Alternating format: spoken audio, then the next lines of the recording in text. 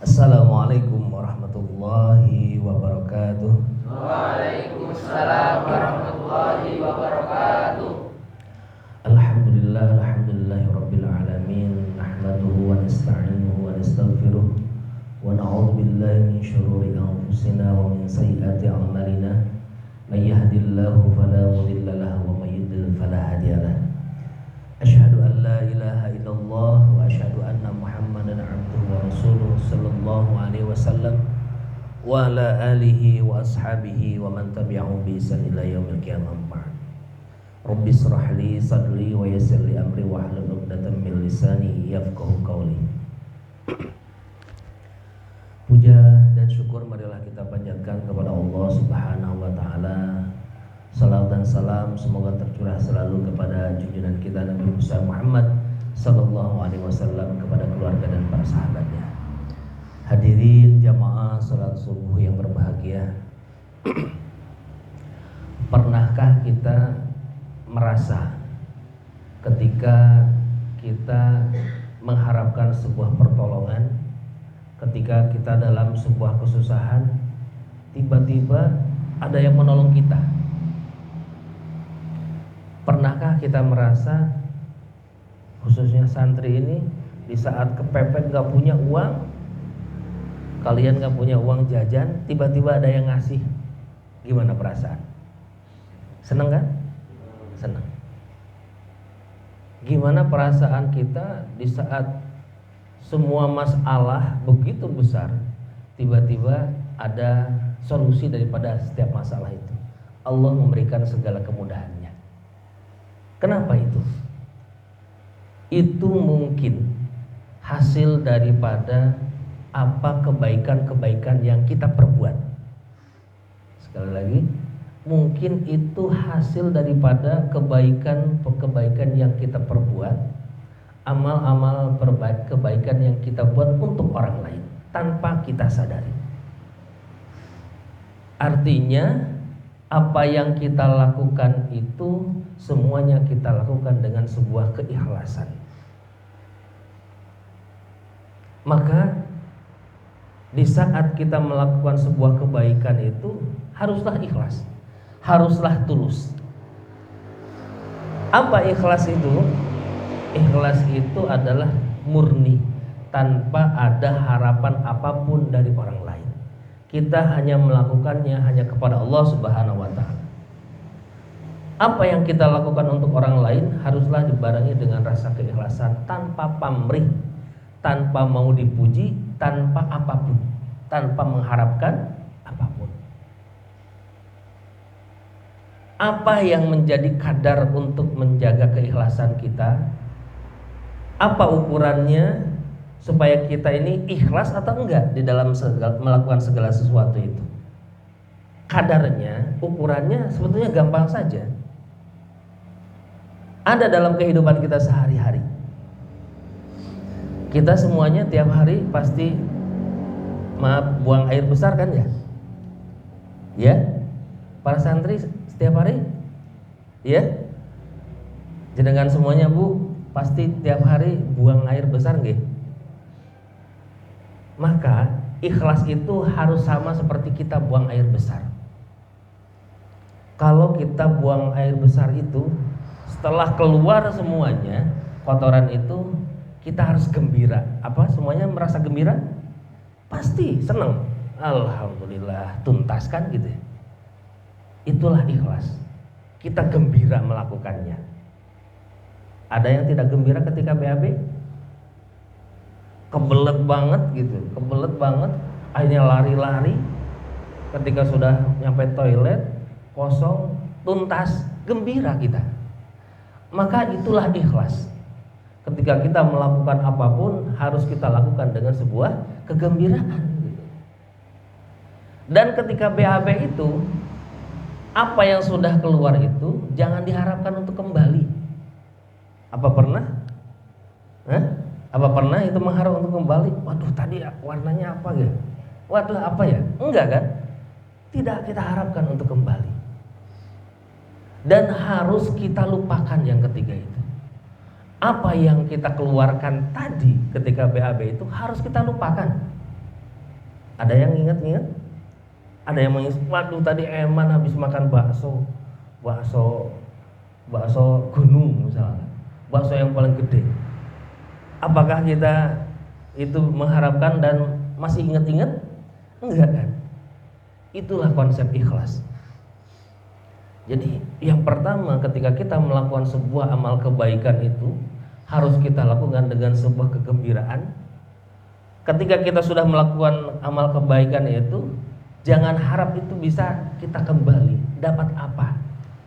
Dan harus kita lupakan gitu. Ketika kita sudah melakukan amal kebaikan itu. Itulah konsep ikhlas. Sampai-sampai baginda kita Rasulullah Shallallahu Alaihi Wasallam pernah menegur mertuanya sendiri. Siapa? Abu Bakar As-Siddiq. Di saat Abu Bakar As-Siddiq itu biasanya beliau itu memberikan infak atau sodakohnya kepada orang fakir dan orang miskin. Tapi yang setelah beliau melakukan kebaikan itu, tiba suatu saat itu dia merasa sakit hati. Karena apa? Karena orang yang ditolongnya menyakitinya gitu. Menyakitinya sampai-sampai secara fitrah seorang manusia itu dia merasa marah. Abu Bakar As-Siddiq ini marah. Wes ditolongi, wes dikasih duit, malah mengelek-ngelek kita. Apa ya? Mengelek-ngelek itu apa? Mengejek kita, menghina kita. Itulah fitrah Abu Bakar As-Siddiq. Sampai ditegur sama Nabi. Ya Sayyid Abu Bakar, apakah engkau selalu melakukan seperti itu? Jangan kau lakukan seperti itu. Teruslah berbuat baik, meskipun orang lain itu menyakitimu, menghardikmu, bahkan membuat kamu jelek namamu. Itu kisah daripada Abu Bakar As-Siddiq. Sampai-sampai ditegur oleh Nabi Muhammad Sallallahu Alaihi Wasallam. Bahkan di dalam ayat Al-Quran pun Allah Subhanahu Wa Taala menyebutkan namanya sebuah keikhlasan itu ibaratkan kemurnian susu. Wa inna fil an'am la'ibrah nuskikum. Jadi dalam la'ibrah, dalam binatang itu ada sebuah ibrah, pelajaran bagi kita semuanya, bentuk daripada sebuah keikhlasan ibaratkan susu yang murni. Bagaimana? Kita bisa lihat bagaimana di dalam ternak itu seperti sapi, unta, kambing yang ada susunya itu. Apakah di saat kita, contoh aja ketika kurban sapi ya, apakah di dalam sapi itu ada susu? Kan nggak ada. Kita sebeleh, apakah ada susu itu? Tidak ada. Sapi perah ketika dipotong, apakah ada susunya? Tidak ada. Tapi kenapa kok bisa muncul namanya susu? Sampai-sampai Allah Subhanahu Wa Taala itu mengibaratkan susu itu tadinya diantara daripada darah dan kotoran. Dari darah dan kotoran itu muncullah namanya susu. Itulah kemurnian bagaimana kita harus berbuat kebaikan. Nuskikum. Jadi Allah memberikan ibrah, sebuah pelajaran bagi kita semuanya bagaimana kemurnian daripada susu itu sendiri. Hadirin jamaah salat subuh yang berbahagia. Itulah bagaimana kita ketika melakukan sesuatu itu harus sebuah dengan keikhlasan. Jangan mengharap kita menghadap pemberian, imbalan, pujian, bahkan pengen kita dikembalikan lagi apa yang kita berikan, itu jangan. Teruslah kita berbuat baik dan janganlah kita bosan untuk berbuat baik dan membuat kebaikan itu sendiri. Kenapa kita harus berbuat ikhlas di dalam kehidupan kita dalam melakukan amal perbuatan itu? Karena Allah pernah menegur. Dikisahkan di zaman nanti di yaumil kiamah itu ada 3 golongan yang mana termasuk orang-orang yang sangat merugi nanti di yaumil kiamah. Kenapa? Karena 3 golongan ini merasa bahwa dirinya adalah sebagai ahli surga. Tapi oleh Allah Subhanahu Wa Taala di hari kiamat itu dipanggil oleh Allah Subhanahu Wa Taala, ya fulan, Ketika itu yang dihadapkan oleh Allah Subhanahu wa taala adalah ahli syahid, orang yang mati syahid. Ya fulan, dimajukanlah seorang fulan, seorang laki-laki yang mati syahid. Apakah engkau pernah berbuat kebaikan? Iya ya Allah. Apa yang telah engkau perbuat? Aku sudah berjuang di jalanmu, aku sudah mati syahid di jalanmu ya Allah. Tapi kata Allah apa? Kadzabta, bohong kamu, dusta kamu. Di saat di dunia engkau berbuat itu untuk berperang di jalan Allah, tujuanmu dalam hati bukan karena aku, kata Allah. Apa yang engkau tuju? Hanya ingin mendapatkan seorang gelar pahlawan, supaya disebut pahlawan dan mati syahid di jalan Allah. Maka oleh Allah Subhanahu wa taala diseretlah oleh malaikat dan dimasukkanlah ke dalam neraka. Itu golongan yang pertama, yang yakin dia bahwa dia sudah berbuat baik, mati syahid di jalan Allah, tapi dimasukkan ke dalam neraka karena tidak ikhlas. Ada satu golongan lagi. Siapa dia? Ahli Quran. Apa kata Allah? Majukanlah dia. Ya fulan, engkau sudah aku beri nikmat. Apa yang kau perbuat? Ya Allah, dengan segala kenikmatanmu, aku sudah belajar Al-Quran, aku sudah hafal Al-Quran 2 juz, 3 juz, sampai 30 juz hafal. Dan aku sudah berbuat itu semuanya. Itulah kebaikanku. Apalagi kata Allah, kadzabta, dusta kamu. Engkau melakukannya bukan karena aku, tapi engkau melakukannya membaca Al-Quran, mempelajari Al-Quran supaya disebut sebagai qori, supaya disebut sebagai penghafal Al-Quran. Akhirnya diseret oleh malaikat, dimasukkan ke dalam neraka. Sia-sia. Artinya apa? Dia melakukannya bukan karena Allah, tapi karena manusia. Itu golongan yang kedua. Golongan yang ketiga dihadapkan oleh Allah Subhanahu wa taala, orang yang kaya raya. Ditanya oleh Allah, apa yang kau sudah perbuat dengan hartamu?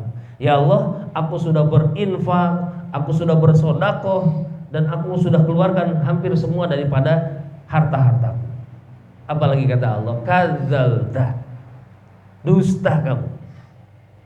Engkau melakukannya bukan karena aku, engkau mensedekahkan, menginfakkan hartamu bukan karena aku. Kadzabta, dimasukkanlah oleh malaikat ke dalam neraka. Itulah 3 golongan sebagai sampel bagi kita semuanya. Di saat kebaikan yang kita lakukan seakan-akan kebaikan, tapi bukan diniatkan karena Allah Subhanahu wa taala, tapi diniatkan untuk manusia mendapat pujian, mendapatkan harkat dan martabat dari manusia, yang pada akhirnya hanya sia-sia saja.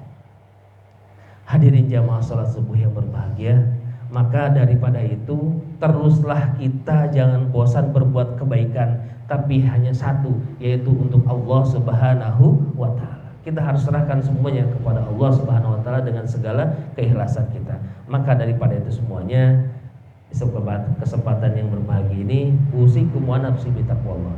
Kita sama-sama niatkan apa yang kita perbuat, ibadah kita yang kita lakukan seharian kita niatkan hanya untuk mendapatkan ridho dan Allah Subhanahu wa taala. Amin ya Allah ya rabbal alamin. Astaghfirukum. Wassalamualaikum warahmatullahi wabarakatuh.